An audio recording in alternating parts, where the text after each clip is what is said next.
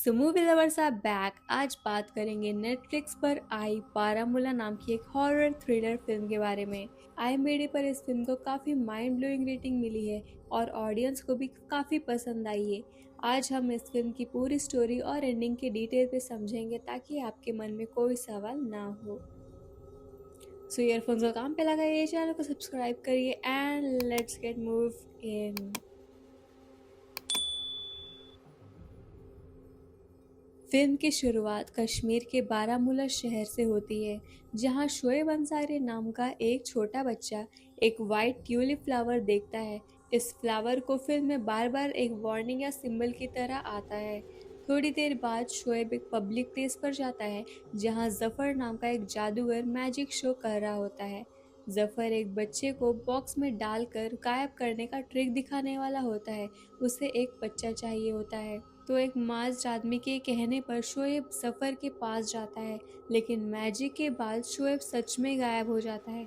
Box के अंदर कोई सीक्रेट एग्जिट भी नहीं होती है, फिर भी बच्चा गायब, सिर्फ कुछ कटे हुए बाल ही बचते हैं। इस केस की इन्वेस्टिगेशन के लिए डीएसपी रिदवान सैयद को बारामूला ट्रांसफ़र किया जाता है। रिदवान अपनी वाइफ गुलनार, बेटी नूरी और छोटे बेटे आयान के साथ एक गवर्नमेंट से मिली घर पे रहने लगता है। ये घर पुराना है और धीरे धीरे हमें पता चलता है कि इस घर में कुछ पैरानॉर्मल है।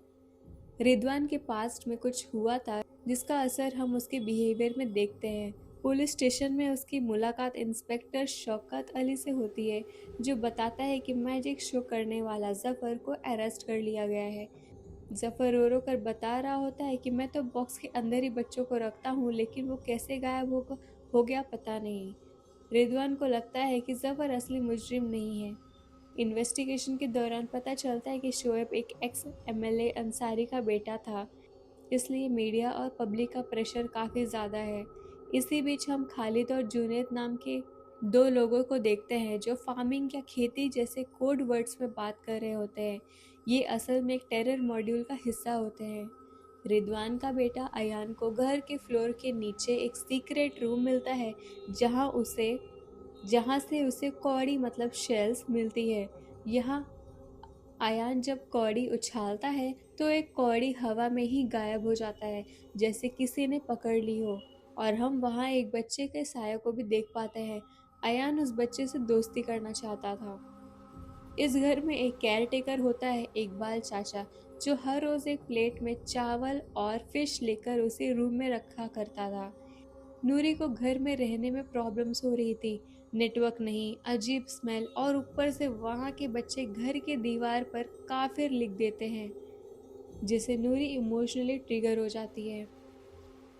नूरी का अपना पास्ट ट्रॉमा भी होता है, जो उसके फादर रिदवान से जुड़ा होता है। धीरे धीरे नूरी सोशली आइसोलेटेड फील करने लगती है। स्कूल में कोई उसकी फ्रेंड रिक्वेस्ट एक्सेप्ट नहीं करता। जब उसे खालिद की फ्रेंड रिक्वेस्ट आती है, जिसे वो एक्सेप्ट कर लेती है। इसी बीच एक और बच्चा फैजल भी मिस्टीरियसली गायब हो जाता है, बिल्कुल शोएब जैसे। इस केस में भी हम सिर्फ बाल बचते हुए देख पाते हैं। रिदवान को शक होता है कि ये सारे बच्चे किसी एक पैटर्न से कनेक्टेड हैं। एक रात नूरी उस स्पेशल रूम में जाती है, जहां उसे वाइट ट्यूलिप, कुत्ते की आवाज़ और एक पैरानॉर्मल स्मोक दिखता है। अगले ही पल नूरी भी गायब हो जाती है, सिर्फ उसके बाल मिलते हैं। इन्वेस्टिगेशन से पता चलता है कि सारे missing children blooming petal public school से हैं। एक एन्क्रिप्टेड पेन ड्राइव मिलती है, जिसमें कोड्स होते हैं जो स्कूल, क्लास और रोल नंबर्स को रिप्रेजेंट करते हैं। खालिद धीरे धीरे नूरी का ब्रेन वॉश करना शुरू कर देता है। इंडिया के खिलाफ बोलना, मकसद की बातें और अपने फादर को ही काफिर कहना, गद्दार कहना। नूरी अननोइंगली एक बड़े टेररिस्ट प्रोपेगेंडा का हिस्सा बन जाती है। इसी दौरान गुलनार को घर की सीढ़ी पे एक औरत की परछाई दिखती है, जो ऊपर की तरफ जा रही थी और गायब हो जाती है। गुलनार उसके पीछे जाती है, उसी स्पेशल रूम के पास। जब वो तहकीकात करती है, उसे घर के अंदर एक सीक्रेट मंदिर रूम मिलता है। पता चलता है कि ये घर पहले एक कश्मीरी पंडित सप्रू फैमिली का था। जब रिदवान घर आता है तो उसे गुलनार वो सब बताने की कोशिश करती है, लेकिन रिदवान इग्नोर करता है। लेकिन धीरे धीरे एविडेंस बढ़ता जाता है। पास्ट में इस घर में हिंदू फैमिली के साथ बहुत बड़ा जुल्म हुआ था। टेररिस्ट ने पूरी फैमिली को एक एक करके मार दिया था, इंक्लूडिंग उस इंक्लूडिंग छोटी बच्ची ईला। उसी मंदिर में मार दी गई थी। उन्हें एक रेडिकलाइज बच्ची जैनब ने धोखा दिया था, जो अक्सर उनके घर में आ जाया करती थी।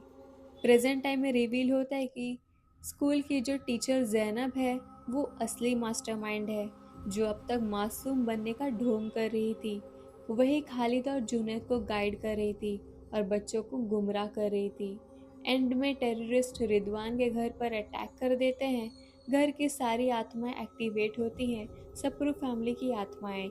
शेरू का स्पिरिट घातक बंदूकबारी होती है, जिससे रिदवान अकेले ही संभाल रहा था। तब गुलनार अपने बेटे को लेकर ऊपर रूम में चली जाती है।